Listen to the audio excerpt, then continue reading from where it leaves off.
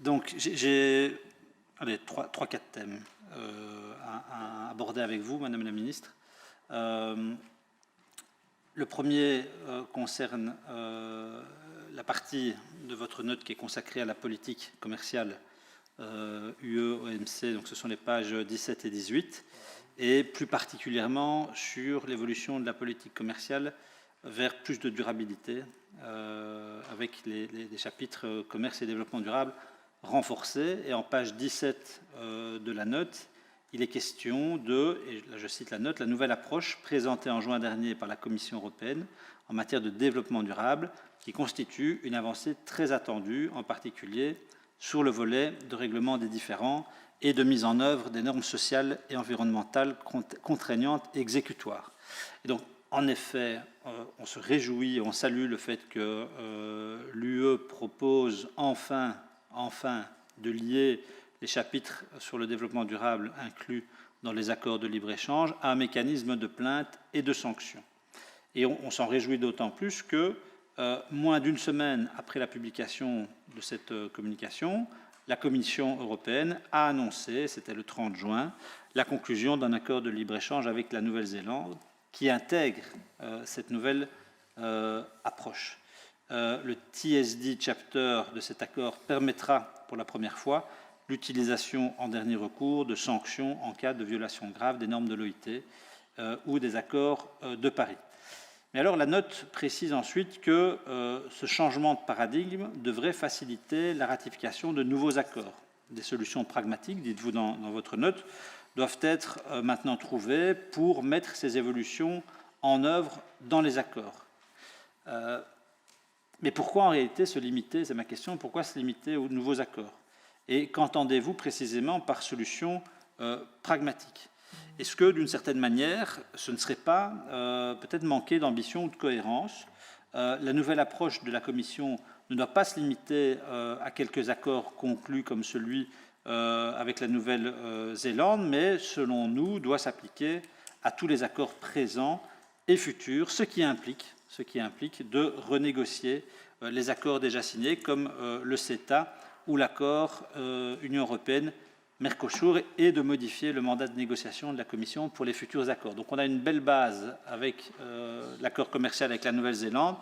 Profitons-en pour généraliser la philosophie aux autres accords, puisque manifestement on adhère à cette philosophie. Alors, mon deuxième point concerne la situation en Israël-Palestine. Vous avez dit quelque chose de très fort. Vous avez dit que nous ne transigerons pas sur nos valeurs et sur le respect du droit international dans votre introduction.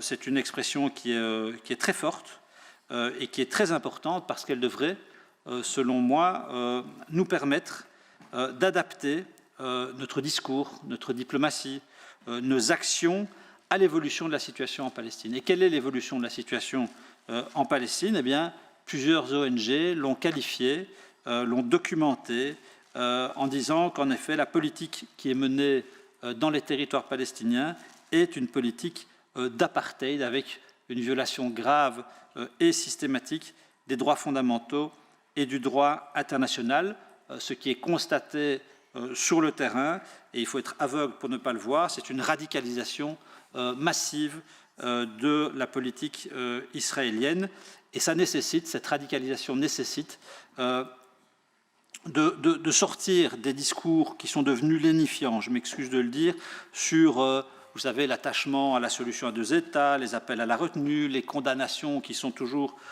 sans conséquence. Tout ça est maintenant dépassé par la réalité de terrain et décrédibilise notre parole sur le sujet. Et je dis ça au moment où l'Union européenne a repris un conseil d'association avec Israël.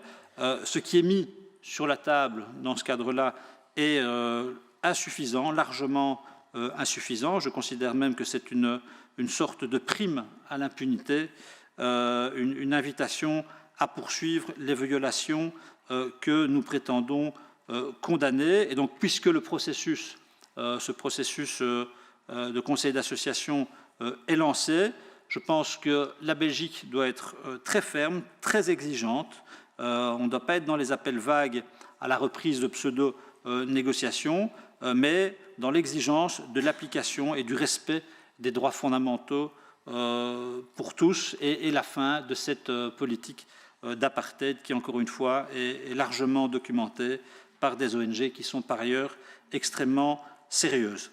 Alors, le troisième point concerne le Liban, d'où je reviens, j'y étais là ce week-end. Vous savez que le Liban, aujourd'hui, subit une crise économique sans précédent, une des plus graves que l'histoire récente ait connue, ou en tout cas qu'un pays ait connu dans l'histoire récente, en meilleur français. Et la situation a provoqué l'effondrement du système avec maintenant plus de 80% de la population qui se retrouve sous le seuil de pauvreté. On parle du Liban qui est réputé comme le phare commercial, le phare économique, le phare culturel du monde arabe. Donc la situation est extrêmement grave.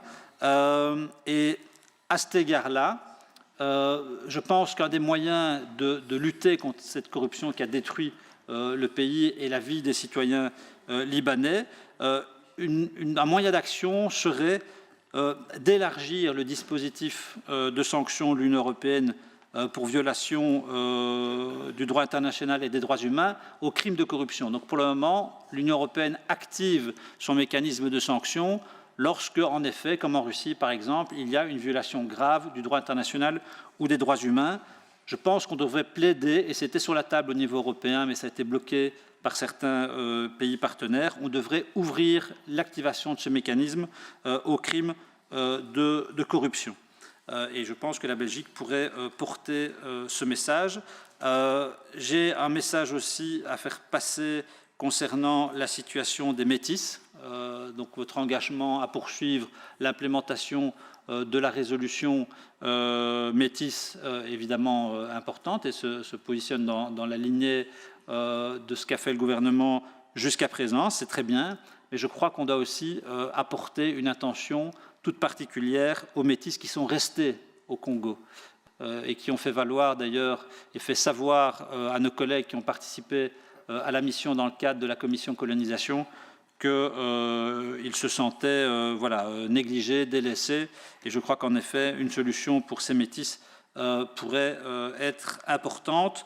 Dernier point, ou deux derniers points très vite, l'Iran. Voilà, vous avez rappelé l'importance pour la Belgique d'un aboutissement des négociations sur le JCPOA. Ça me paraît important, mais je crois qu'on doit bien évaluer dans quelle mesure un tel accord peut servir de levier pour, entre guillemets, contenir la tentation violente et répressive du régime, à l'aune notamment de ce qui se passe depuis plusieurs jours sur le terrain et qui n'est jamais qu'une répétition, il n'y a rien de nouveau, c'est une répétition de ce qui s'était déjà passé en 2019. Donc le régime est habitué à ce type de répression et on doit pouvoir y mettre fin et peut-être que le JCPOA est un levier pour le faire.